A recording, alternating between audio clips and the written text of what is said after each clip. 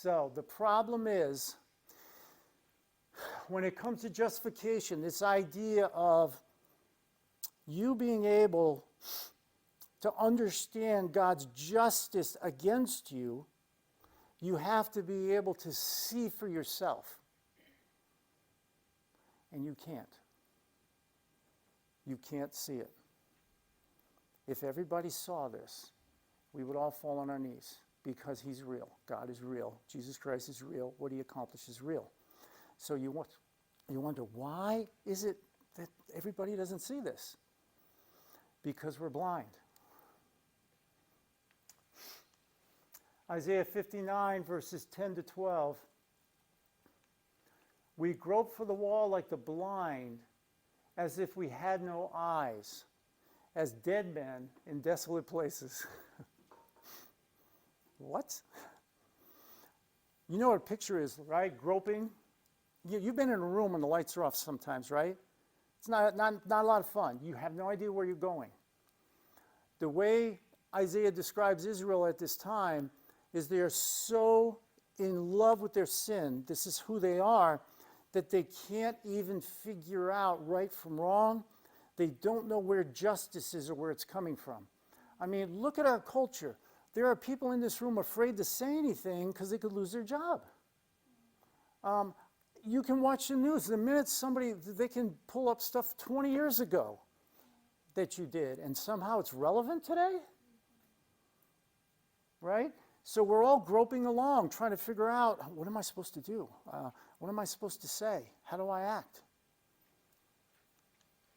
Why are we like that? Why do you think we're that way in our culture?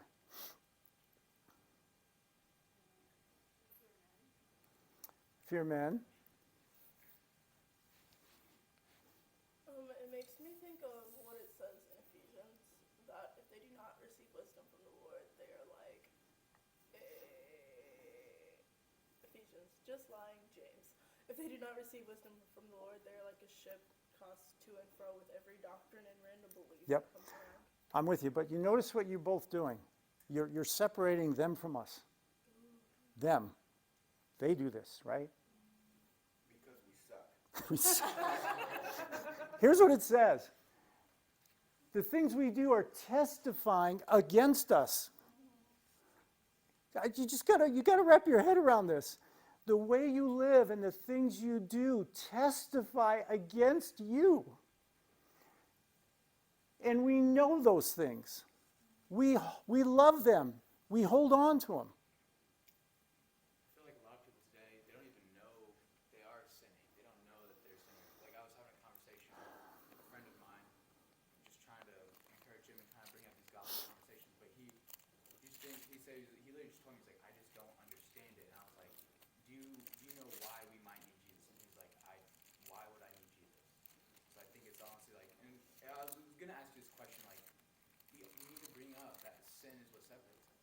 Like, yeah, we can't be going like, you're a sinner, but ultimately, like how you laid out the points 1, 2, and 3, our sin is why we need Jesus. Like, most people don't even know they're sinning.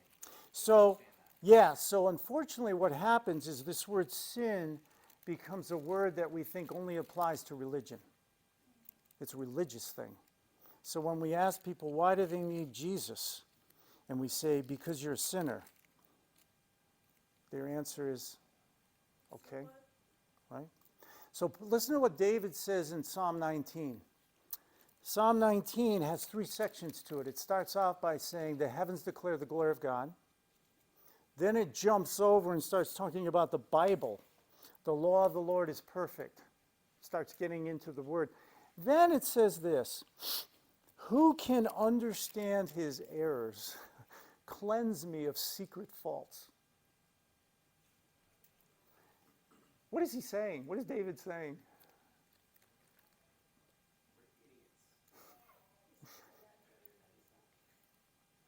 We are doing things that offend God without knowing we're doing them. So we spend all this time worried about pornography, being kind, don't lie, and God's saying, you realize the 10 Commandments aren't there to make you perfect or you don't sin. you doing stuff all day long that offends me. And so people know this, they're just not being honest. When you're on the highway, somebody cuts you off. What do? Flip them off. And that, God gives you a big, awesome, you're awesome, right? Is that how it works? So I think the story of the rich young ruler, this is a perfect example. The Ten Commandments, it's a list of things you do. He says, I've kept all of them. I've done them all. It's like, really? All right. Check this out. Sell everything you have and just serve me. I can't do that. Right. All right. Well, Right. you don't get it then. I know. I went in, I'm getting to the age now, I check on my retirement plan, I'm talking to my advisor and everything. And being who I am, you know, I've got everything detailed out. My wife's opposite that. I sit down and I say, here's what we need to do. She's like, what are you talking about, right? And so what I need to do is work with her, not on my own. Hey, I created this cool little Excel spreadsheet. It's got a cool pie chart and everything. I want to show you all the data, and here's what we do now. And she's going, I'm not interested in that. I just need to understand where should we be careful in our spending. And so how do I react to that initially? Don't you understand how hard I worked? Don't you know how many hours I put in to put this together for you? And so in my mind, I think I'm doing it for her when I know she doesn't care about that. So who am I doing it for? See, it's nonstop all the time. We are literally doing things for ourselves, and then we try to act like we're doing it for someone else. It never ends, guys. Ezekiel chapter 12, verse 2, and then it's chapter 7, verse 20. God tells Ezekiel, you dwell in the midst of a rebellious house that have eyes to see, but they don't see. Right? And you say, well, why don't they see? They're so proud of the beautiful things they have that they melt them down and they make idols to Molech and Chemosh and the other gods. God has given them all these things, and they go ahead and chase after other gods. They're blind. They're not seeing what I'm doing. You follow me? When the Israelites were right there by the Red Sea, they're getting ready to cross, and they look back, and here come the Egyptians, and they're scared to death. Moses says something to them. Do you remember what he says? Stand back and see the salvation of our God. For the Egyptians, who you see, you will see no longer. He's literally saying, watch this. You're going to see God act. And they do. The sea parts, and they walk through it. Do you think that should have been enough? That they're going, okay, I'm with him, right? Didn't take long before they're complaining and murmuring. They want to go back to Egypt. They actually say, I prefer slavery because at least there's food, because I'm sick of the manna. You're like, wait a minute, time out. If I'm there and I see the sea part, I'd be different. Because, you know, I'm different. Yeah, I suck too. I would want what I want. Part of it too is like back then and still today, a lot of people treat religion and theology like it's just an option. You choose which one you like. God was just one of the other deities you can choose from. And so whenever he started asking them to be out in the desert and survive and be out in the wilderness, like, well, our other gods didn't ask this of us, so they just turned to a God that won't ask that of them. Yeah, now that's part of it, but the other part is, again, think of our culture today. Dennis Prager said this best. People are not interested in freedom. People are interested in being taken care of. That's what they want. They're willing to give up freedom for security. We are watching it in our culture. That's what the Israelites were doing. The security of Egypt, even though it was slavery, was preferable than responsibility and freedom. because freedom has tremendous responsibility. Revelation 3:16-17. You do not know that you are wretched, miserable, poor, blind, and naked. Jesus Christ is talking to one of his churches. Why? They're lukewarm. Lukewarm literally means, excuse me, I'm going to keep saying this. We have drag queens in Lee Summit bars. We have our school board approving books that have intercourse in them for third graders to be put in our libraries, and we're lukewarm. We're sitting here going, I'm just a church, and I'm learning. We have to stand for righteousness. And this is, I love that quote by Burke. Everybody knows that quote. There's only one way to stop evil, is if good men do nothing, is if followers of Jesus Christ don't say anything. They don't stand up for what's right. You don't have to judge people. You don't have to go say, you're horrible, you're a sinner, God's going to judge you. All you have to do is say, excuse me, I love Jesus Christ. He has a different approach. This is not according to him, and he's the one I follow. I think this is wrong. If the culture comes to you and does what it's going to do, you're a hater, you're a bigot. I like the way Vodi Bakum put it. He said, just think for a minute, are you okay with being ashamed of your Father in heaven in order to get along with people on earth? Because that's what you're saying. I'm so worried about what people think of me that I'm not going to worry about what God thinks of what I'm doing. We should never look at our Father and say, well, I'm going to go along with what I know you hate because I just feel bad. And he goes, well, that's okay. I'm with you. Is this the point where I can bring up the drag queen? Oh, yeah, go ahead, because that's how we started with this. I put on Facebook, someone put on Facebook to me that they made me aware that there was a drag queen that would be at Brick's Pub and Grill in downtown Lee Summit, and gave the number and said, you know, if you just don't feel right about this for our town, pass this on. And I wrote my own thing and just said, if this does not offend you, please just move on past this text. And I am still being attacked this morning by people in the church. Right. Righteous and Right. my sins no greater is no less than the drag queens. Right. And it wasn't about the drag queen. Right. It was about evil seeping into our town. Right. And standing up for righteousness. You're right. Although I know you and you're a pretty evil person, so I agree. No, it's true. When Hitler was gathering, when he was first in 1934, when he's getting ready with the brown coats, he's chancellor now, and he's getting ready to set up what he wants for how he's going to rule Germany, the first thing he does, one of the first, I shouldn't say the exact first, is he gets all the pastors in a room. And he gets them all together, and he's going around the room congratulating them for how they've shepherded Germany and promising them they'll still have their tax breaks, and they'll still be on the right side of the government, but he's going to be the one to take care of the German people, and you guys just manage the church.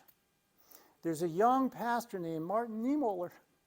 He comes through the crowd to the front, and he looks Hitler in the eye, and he says, Jesus Christ can take care of the church. Heil Hitler, our concern is with the people of Germany and their souls, because we're pastors. Not long after that, he's in a concentration camp. All right? So what we're witnessing here in our country, it's not a Hitler coming up, but it's the same idea of being called a bigot, a hater, for simply standing for what's right. Just simply standing. I just called the bar. I called them up and said, you know, I'm not going to come back here and eat again if we're allowing people that I object to come in and flaunt what they think is right because I just don't. And we have that freedom. I just wanted them to know I'm not spending money there. See, there are things we can do. And then if they ask me, I'll say, because I follow this shepherd person, and this Jesus Christ says this is wrong. So you don't think that you were self-righteous at all, or I was, by making that phone call? No, for crying out loud. Think about it this way. God says to you, literally, I want you to share the gospel. But whatever you do, leave out the part about sin. Just talk about God loves you. Don't give the full gospel. That's what's happening to Judy. She's getting attacked because we're looking at one side, this idea of God loving everyone, right? And I just explained what justification is in the gospel. It's justice with love. Justice means there are things that offend God that require punishment. They do. It's just that he won't punish you for it. He already punished his son. So in order for you to live this way, you need to be aware of the fact that the free gift you've been given because of the things that offend him is for you too. It's for you. So rather than call me a bigot or hater, I prefer they say, you're one of those followers of Jesus, aren't you? Yeah, heck yeah. I think he's right. So I really don't want to offend him. I think his value system, what he says, is more important than our culture doing the opposite. And I think I need you to know that and how I feel. This is in America. This doesn't happen in a lot of Middle Eastern countries. They kill you for this. In Saudi Arabia, they throw homosexuals off roofs. Okay? You want to know a nation where there's no rights for someone based on their sexual preference?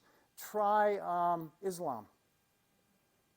Here in our country, because everybody, according to our Constitution, according to the Bible, is in God's image, you have the right to choose your sexual preference. You can do that. You can do these things. But no, God will hold you accountable for the choices you make. And part of like is this self-righteous kind of thing. If you instead take it away from like a hot topic and just look at just other things in general, like someone was setting fires in a bar, and you're like, oh, well, I don't want to tell them they can't do that. Like, well, there's a difference between like crucifying a person for doing something wrong and then just not trying to encourage it. We are in a culture where they're literally pushing some sins over others. So the only reason these are hot buttons is because the culture is making it that. We have abortion, we have skin color, racial, we have sexual, the big three there, they're just being bombarded on us day and night. The other things, lying, it's okay. Matter of fact, adultery is not a big deal anymore. It's not. You see it all the time. I'm not happy. I'm going to go do this or do that. And our culture's fine with it. We have to decide, though, it's not about a sin. It's about holiness and who he is and who do we follow.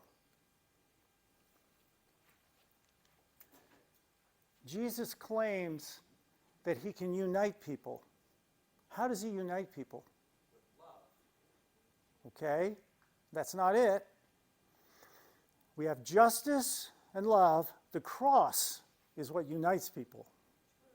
It's the cross, because what happens is when he dies on that cross, what happens to the veil? Torn in two. And what does that mean when a veil is torn in two? What does it mean? Now we have access to God. Everyone who wants it. That's the uniting, because God never will, all through the Old Testament, all up until that time, never abides with men. He's separate from men.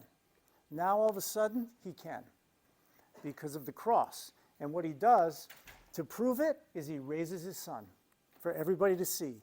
And so then, Paul says it, there's no such thing as a male or a female. Sounds like our culture today. There's no such thing as Greek or Jew. There's no such thing as slave or free. Because we're all one in Christ Jesus. That's the point Jesus makes, is it's not about what you look like, your sexual preference or anything. It's about who you are on the inside. When he comes in, we're all family. He's the only solution. So when this is going to get worse.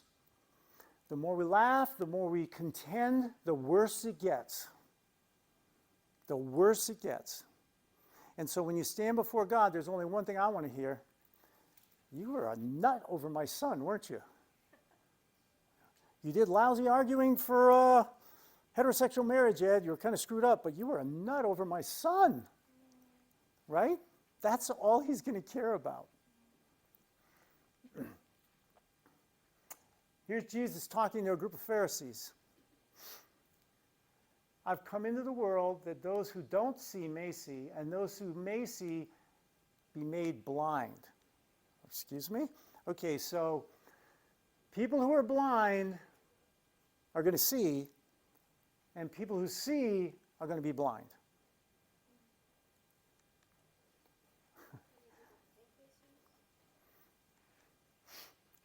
If you were blind, you'd have no sin.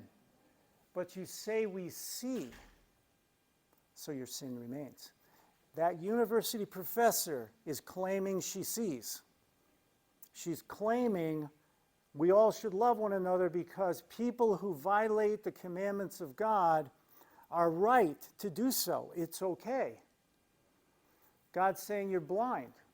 You don't realize how you are offending me. You have no idea what's going on. You follow me? I think we keep forgetting. We allow the culture to put us with the Pharisees because the Pharisees represent the church. And so look at what just happened. Jesus Christ just called the church at that time the sinners.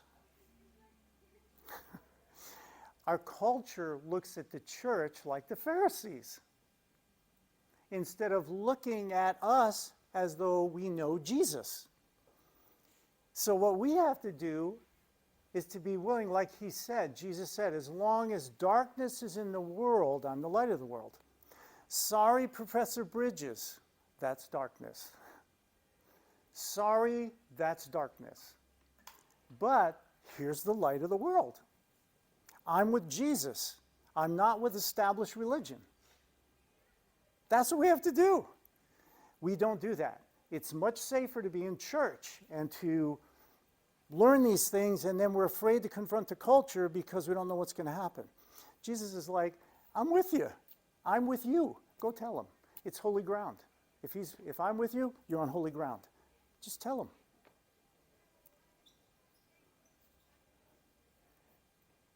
This will never happen, will it? Is this too hard? It's simple, isn't it? Why is it so hard? It's not. It's fun to flip people off. Let's be honest. Somebody cuts us off. Our first thought isn't, I'm going to pray for them, right? My wife tells me, I'm glad to get away from you for 5 days. My first thought is, oh, I love her so much, right? We suck. We don't want to do what Jesus is asking us to do. And it's follow him. And we look at this video. He's literally with a beggar, and he says, now you see. And you know why you see? Because I opened your eyes, not because you figured it out. You didn't figure it out. I did it. So has Christ opened your eyes? The people we're seeing in our culture, are their eyes opened? No. So what do they need? Jesus Christ. So we just got to tell them.